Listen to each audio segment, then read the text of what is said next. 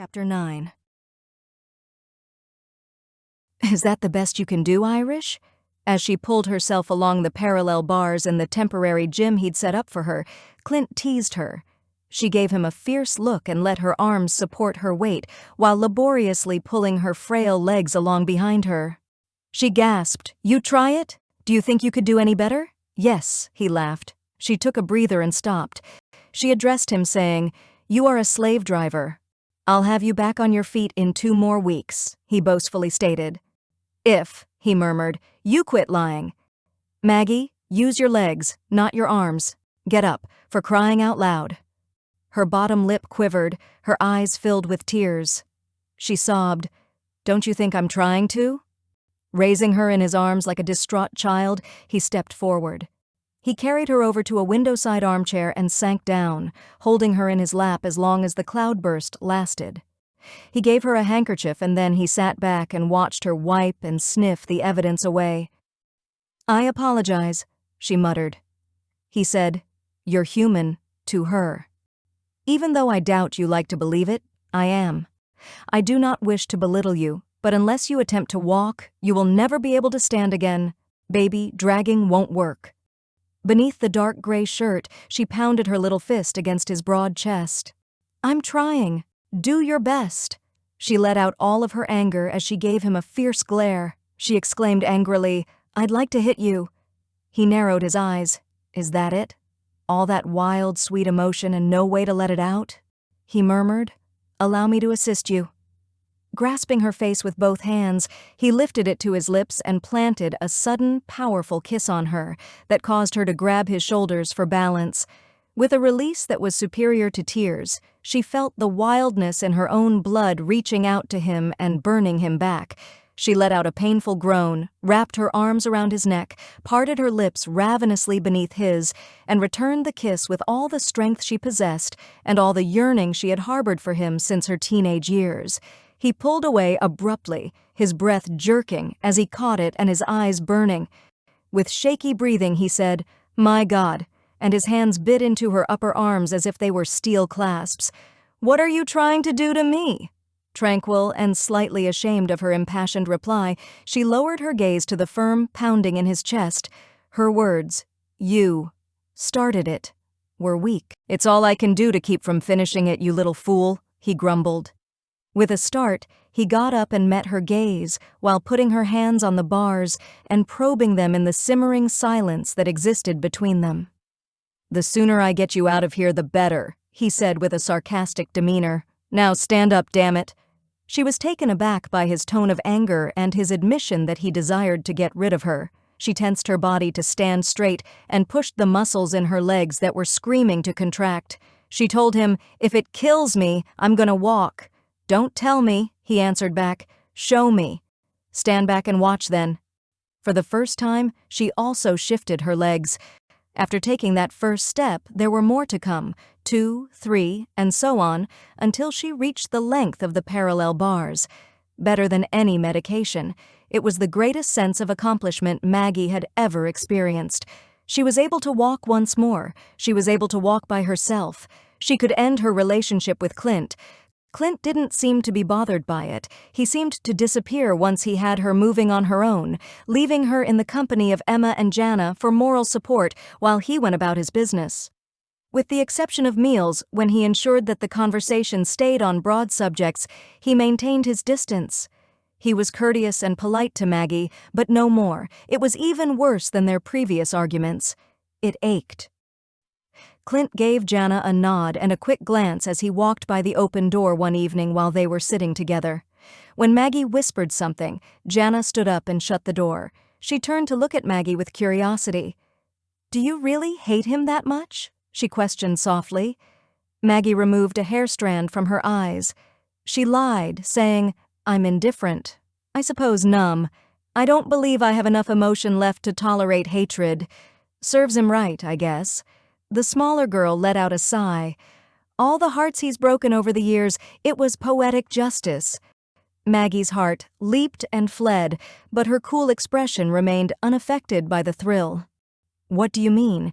If you'd seen his face when he got that call about the accident you were in, you wouldn't have to ask." Slumping back into the chair by Maggie's bed, Jana let out a sigh. He turned more white than a sheet.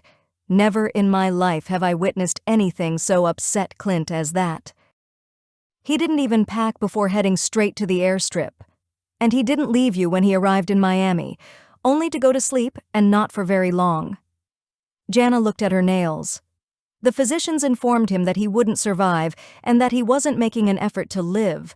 That would not do for him. He spoke with you while sitting and holding your hand. After seeing that you would be okay, he made me return home after I had stayed for 2 days. She grinned. He said somebody had to run the ranch while he was gone. Maggie gave her a long, hard look before answering. I don't remember anything. She let out a sigh. I apologize so much, Jana, for worrying everyone. It was really foolish. Any one of us could have experienced it. I just wanted you to know that Clint is concerned. Maggie gave a wistful smile. Jana, it's not caring. It's guilt, she corrected softly. The night before I left the ranch for Miami, he said some really nasty things to me. Neither of us, I believe, will ever forget. Oh, please help me, she uttered, her eyes shutting on the flashbacks. I don't think I will ever be able to forget or forgive him for it. Maggie opened her eyes quickly because there was such a deathly silence in the room. She saw Clint standing just inside the door, his face frozen, his gaze quiet and dark, yet slightly menacing. It was obvious that he had heard those words. Clint said to Jana, I wanted to remind you that Jones is bringing that bull tomorrow morning. Skipping another look at Maggie. I will not be returning until late because I have a meeting in Atlanta. Get the veterinarian here and have the boys place him in the new pen. I will, Jana uttered in an awkward tone. Are you going in the morning? He gave a nod. Good night. In the quiet that followed, Jana saw Maggie's hurt eyes after he had left. She whispered, Maggie, what happened? To herself. Maggie, though, shook her head and smiled miserably. It was not worth revealing, not to anybody. Maggie was unable to even close her eyes despite the late hour and the house's deep sleep.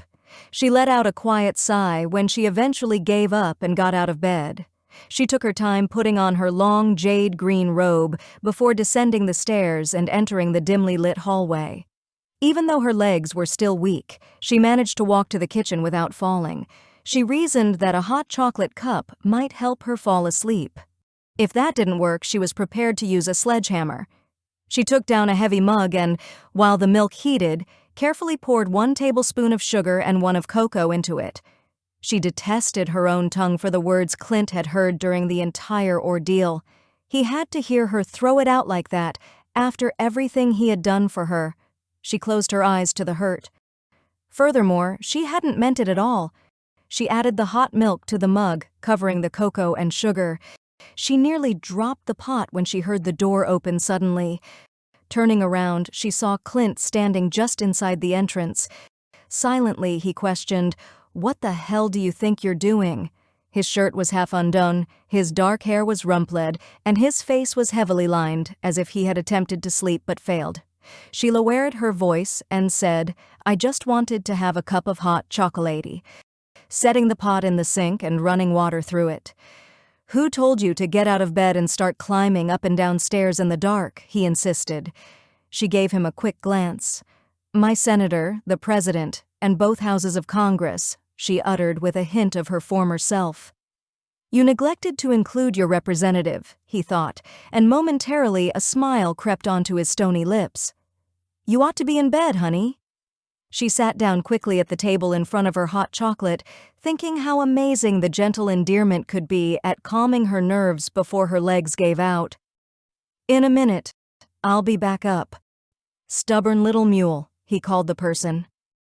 Okay, I'll wait for you and have a glass of tea. Would you like some bread and cheese? Her eyebrows raised. Hoops, cheese? She inquired with hope. If I can locate Emma's hiding place. Aha! After taking it out of the fridge, he placed some slices of it on a saucer. Would you rather have crackers or bread? Crackers? He poured himself a glass of tea and dropped some ice cubes into it while grinning softly. Same here. He sat down in the chair beside her and drank his tea thirstily a few moments after setting the cheese and crackers on the table between them. Abruptly shy of him, she asked, "Couldn't you sleep?" "No," he mutely answered. She gave a shrug. "Neither could I." She bit off a chunk of cheese. After consuming his fair share of cheese and crackers, he reclined in his chair and observed her. Abruptly, "Look at me," he declared. Startled, she met his level gaze and quickly averted her gaze. "The robe goes with your eyes," he said. She grinned. "That's why Jana gave it to me." Or so she said. He questioned, "Legs hurt?" She gave a headshake. "I walked carefully down the stairs. Ultimately," she reminded him, "it was you who mentioned I needed to get in more exercise." He finished his drink. "I answered too damned much," he said in return. "I'm not leaving you down here alone, honey. Hurry up." After her hot chocolate was finished, she stood up to empty the cup into the sink. She turned away from the sink to find herself being carried out of the kitchen and lifted into a pair of warm, steely arms. She gently protested, "Oh, don't," and nudged at his shoulder. "Clint, I'm too heavy." As he carried her out into the hall and up the staircase, he turned off the kitchen light. His strange, dark eyes peered deeply into hers. "Little girl, you weigh nothing at all. It feels like a ton of warm, cozy velvet on your arm." Feeling uncomfortable being this close to him, she said defensively, "If you're going to make fun of me, just put me down and I'll walk." With unwavering composure, he responded, "Oh, hell no you won't," and firmly grasped her. "You awful bully, you little shrew."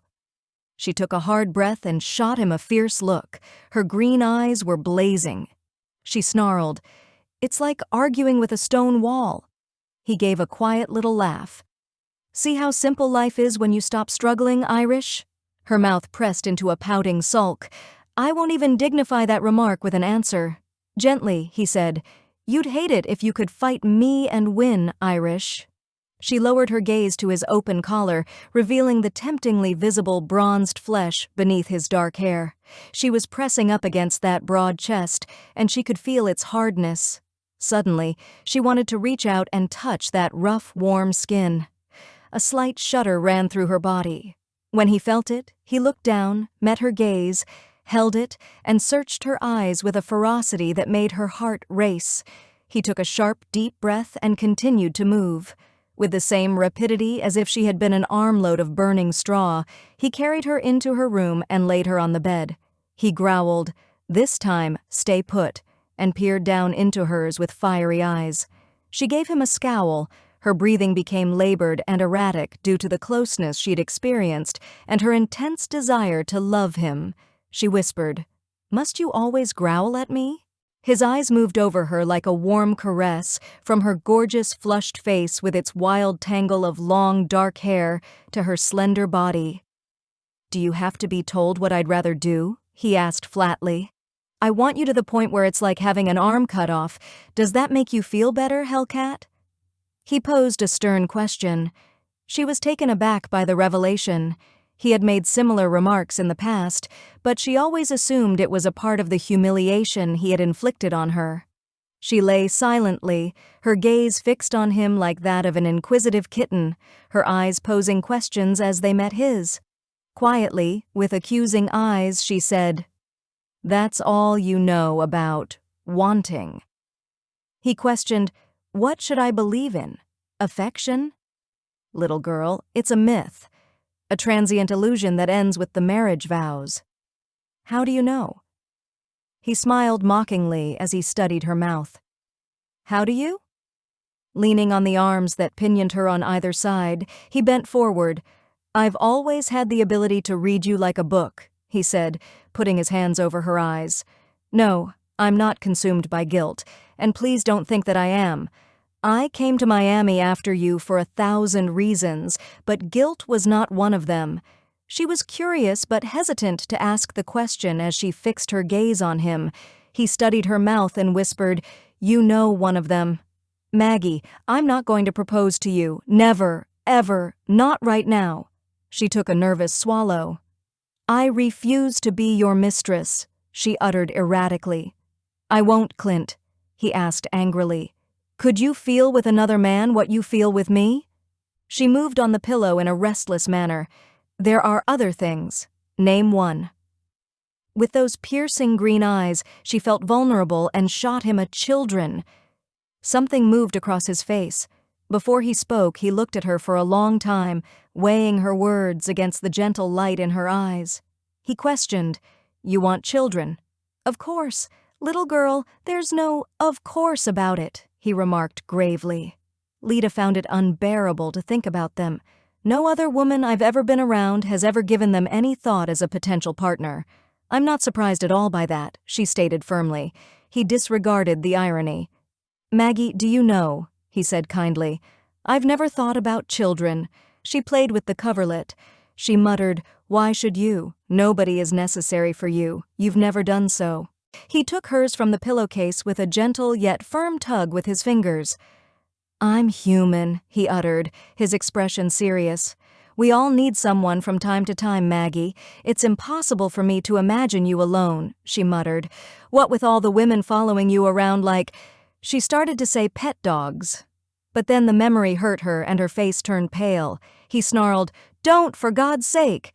With his face buried in her dark hair and his hand entangled in her smoky locks to the point of pain, he slid his hands beneath her and raised her up against his hard, warm chest, rocking her gently. "Clint, I want to go home."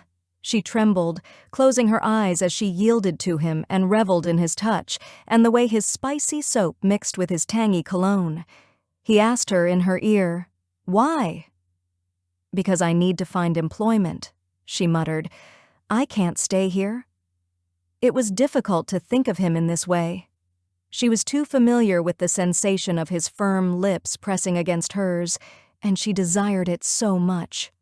Unwillingly, her nails dug into his shoulders as she struggled to prevent her own body from betraying that hunger. He whispered, "Stay with me," and she felt his lips brush against her cheek, in her hair, and at the corner of her mouth. He raised his hands to cup her face and raise it to his slender, glistening eyes. "Be my woman, Maggie." Her mouth trembled as she formed an answer, but his tongue traced the gentle curve of her upper lip in a whisper. "Margarita Donahue, I like the way you taste," he said in a seductive whisper. She stammered, You just like women," and attempted to pull away. He stated flatly, "Honey, I don't want anybody else. I haven't for a long time." He seemed to find it funny that she was unable to respond to him. His eyes were as patient as they were calculating as he observed her. "Caught in my own web," he thought, his dark green eyes dancing with mischief. "I'm destined to live a life filled with unfulfilled desire for the one woman I cannot have. Good heavens, do you think I'm too old to join the French Foreign Legion?" Her eyes gleamed. Her hair framed her face like a dark halo as she laughed, her eyes sparkling like liquid emeralds. Her face was flushed, soft, and radiant with laughter. Clint gasped at the image she created, the vibrancy and hue in that dejected little face. With mock anger, he growled, "Think it's funny, do you?" and roughly cradled her against him. With a fierce kiss, he bowed down to her and demanded that she respond with her lips. He took a slight step back and saw the excitement in her eyes. "Now laugh, Hellcat," he said in a low voice. Reaching up, her thin, cool fingers found his mouth. She whispered, "Barbarian." He grinned. He teased, "Did you like it?" She lowered her gaze to his chestnut-colored neck. A lady never admits such things. "Lady, hell." She gasped as he gently and slowly brought her mouth to his, embracing her with such tender ardor. "You're a woman," he said in a sweet whisper. "Every woman, my partner. Little cat, you are mine." With a wistful sigh, she pressed against his chest and collapsed onto the pillows. "No," she whispered to him, her sad eyes shining with tears. "Not that way." With a long, slow breath, he got to his feet and moved away from the bed to light a cigarette. He drew for a long time before speaking. He questioned, "Is that final, Maggie?" She muttered, "Yes, I'm sorry. The world's full of women, Maggie." He chuckled quickly and gave her a derisive glance before turning to leave the room. When she came downstairs the following morning, Clint was gone. At the table, Jana was waiting for her. "It's about time," she kidded. "I thought you were going to sleep all day." Maggie said, "I thought about it," and her smile was weak. Disregarding the bacon, scrambled eggs, and toast on the table, she pushed the plate away from her place and opted for a cup of black coffee. Jana complained, "Okay, you might as well tell me what happened." Clint took a similar action. Despite Emma's constant prodding, he refused to eat, and when he left the house, he had the appearance of a thunderstorm. Was there another dispute? Maggie lowered her gaze to her coffee's light reflection. "You might say that. It resembles attempting to pry open a clam." "Maggie." She calmly met Jana's gaping stare with, "He wants me to be his mistress," in an impatient reply. And I declined. "That's it. That's all," she says. Jana let out a gasp.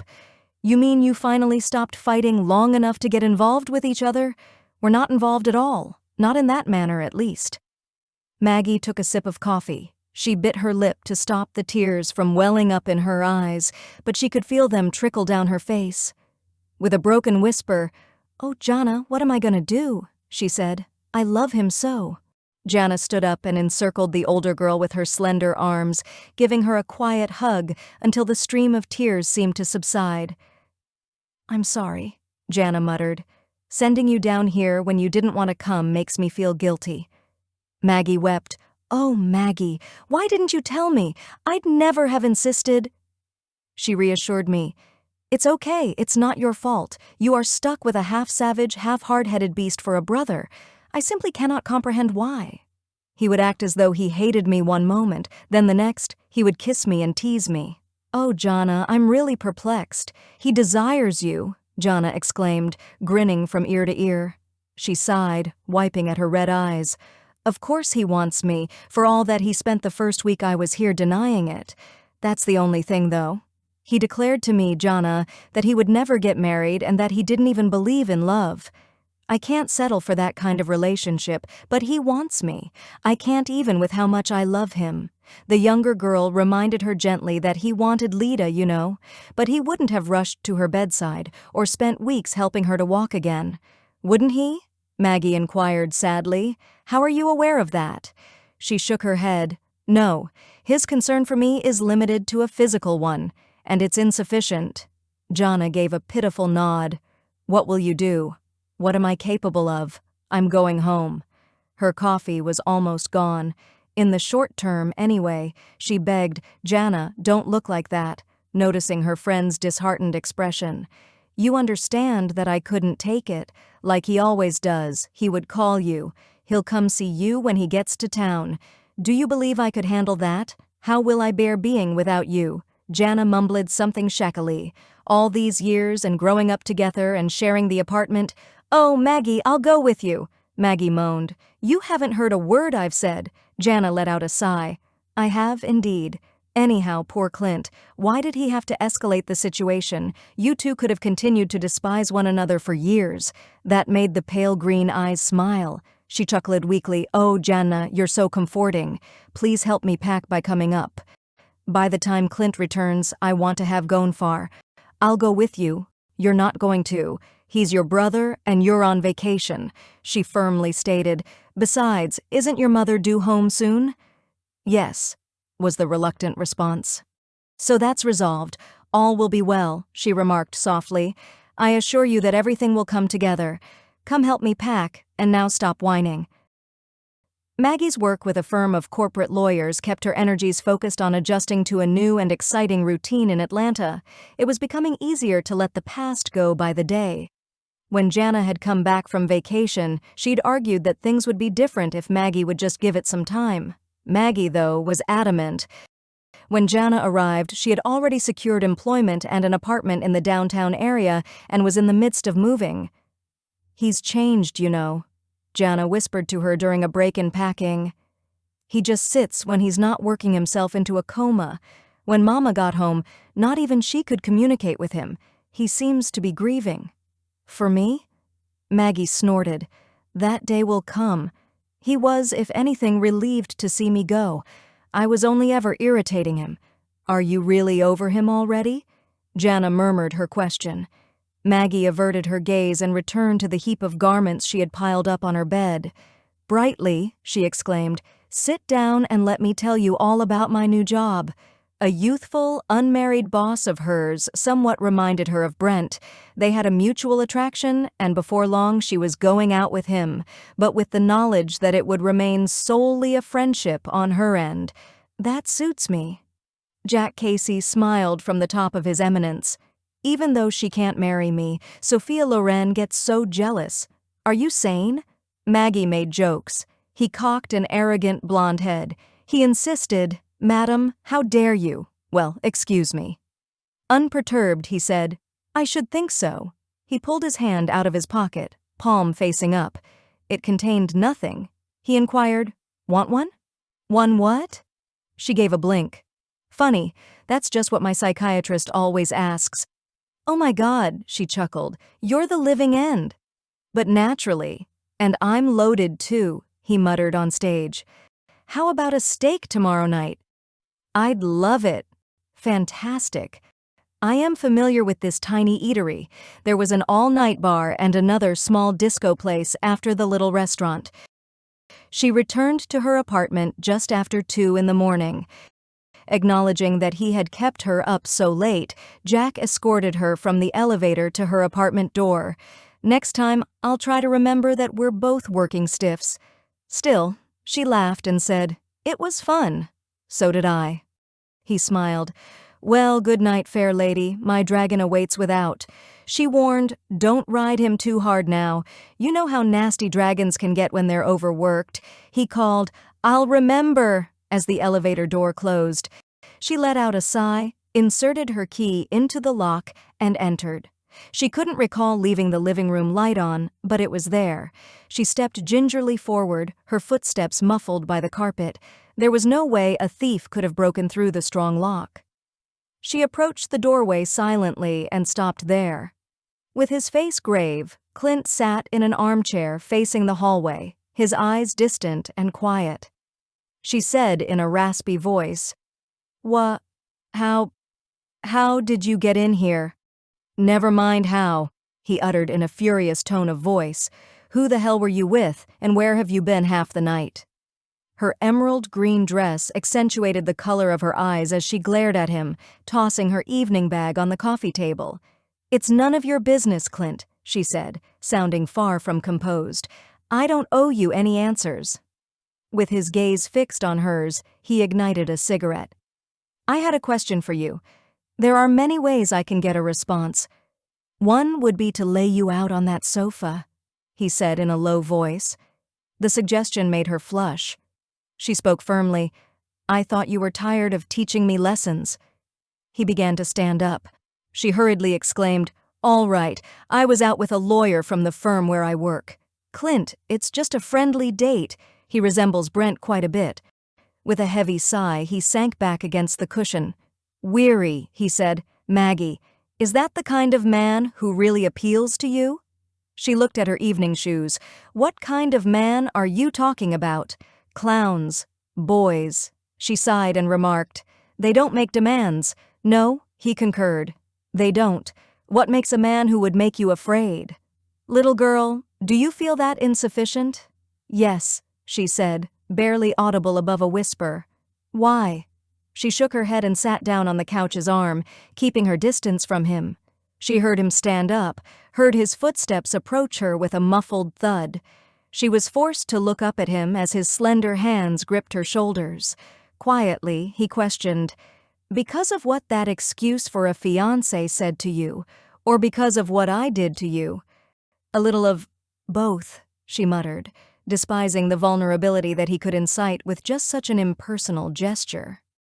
After letting her go, he moved away and stood in front of the window, staring blankly at the colorful glow of the city that stretched to the horizon, while smoking his cigarette quietly. "Please, why are you here?" she muttered. "Is everything okay at home?" "Everyone," he grudgingly said, "except me." She examined his erect back. Gently, "What's wrong?" she inquired. "I love you, Maggie." The words felt real to her. She trembled as she actually felt them, like a blinding surge of electric current. He pivoted, and the veracity was evident in his gaze and the profound furrows on his visage. "Have I shocked you?" He cut you off with, "I've shocked myself, God knows. That's not something I thought I could feel for a woman. I didn't believe I could pull it off." After taking a deep drag from his cigarette, he looked at her from head to toe. "Are you curious about how it felt to leave? Would you like to know how many times I've missed you while sitting in the chair by my bed and gazing out into the night? Oh my, I'm so hurt that it feels like I've been sliced in half." Her mouth twitched, but no words came out of it. It was too amazing, too fresh. Was she all dreaming while she slept? He extinguished the cigarette and approached her with the grace and muscle of a vivacious man. He extended his hand and pulled her into his embrace. Quietly, "You don't believe me, do you?" he questioned. "Margaretta Lee, allow me to demonstrate it to you. Allow me to express how I feel." With a fierce and burning hunger, he brought her sensually close to him with his arms and his mouth, opening, tasting, and devouring. He sank onto the couch and took her in his lap, stroking her face with his lips as he did so, lovingly weeping the tears that his touch had caused her to close. She clung to him and whispered, "Clint," in a broken voice. His breath came in short, sharp gasps as he asked, "What do you feel when I kiss you?" Against her smooth lips. She sobbed, her fingers trembling to his cheek and the silvery hair at his temples. "As if I'm being burned." "Alive," she replied. Breathing out, "I love you so much," she said. "I love you so—" "Show me." He bowed his head in challenge. "Sweet little enemy, show me how much." Her lips parted sensually beneath his, her nails digging into his back as she planted a slow, hungry kiss on him. With a heavy heartbeat that shook her, he held back his breath, his eyes nearly black with emotion.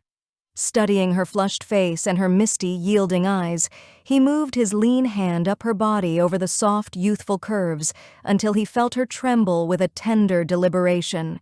He asked in a soft voice, "Do you like this?" She nodded, unable to even utter a word due to the intensity of her own feelings. "So do I, little innocent," he remarked with gentleness.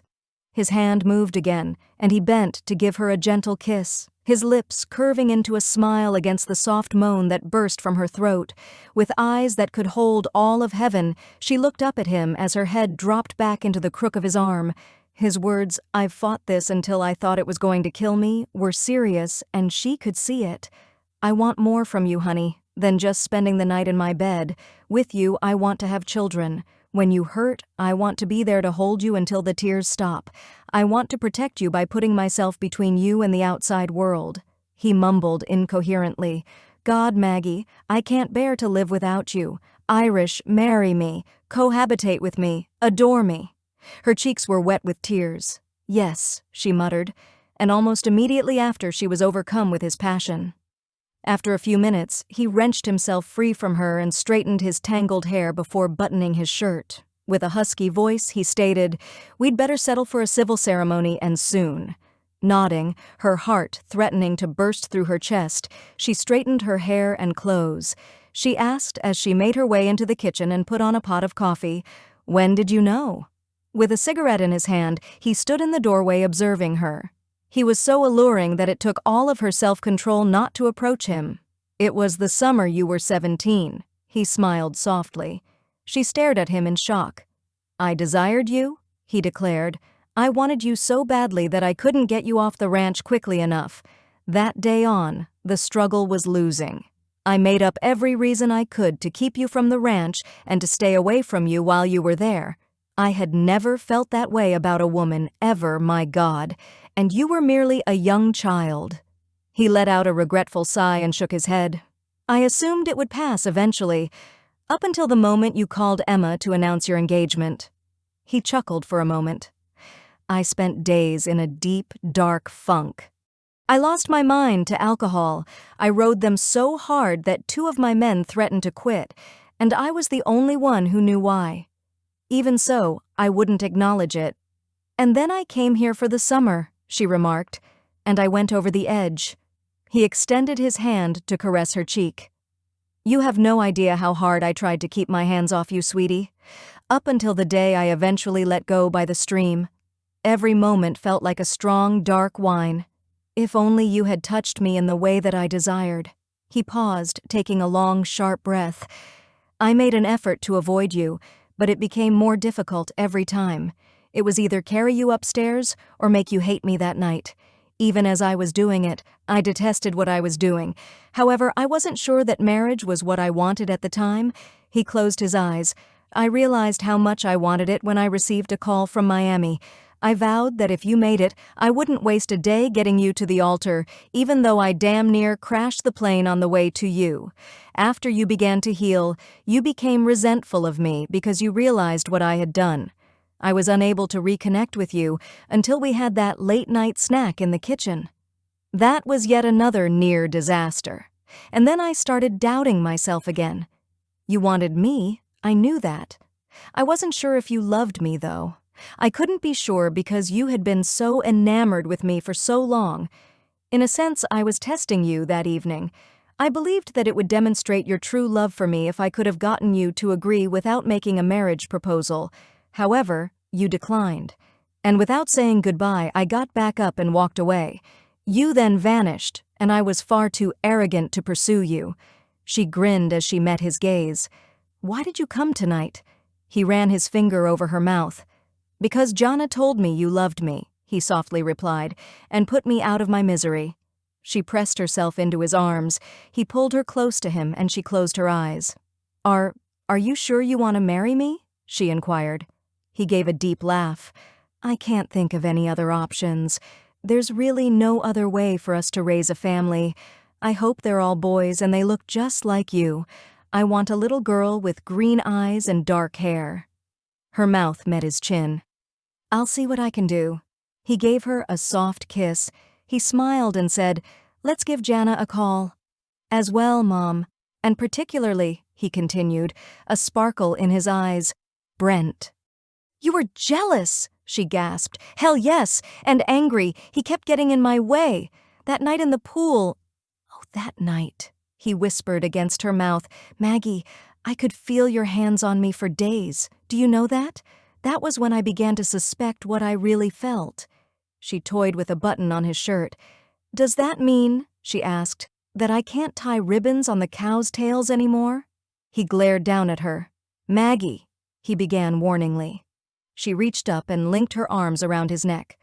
Let's call Jana, she murmured contentedly, and tell her we've decided to become very friendly enemies. He smiled down into her eyes. Sweet enemy, he whispered, show me how friendly you want to be. And she did.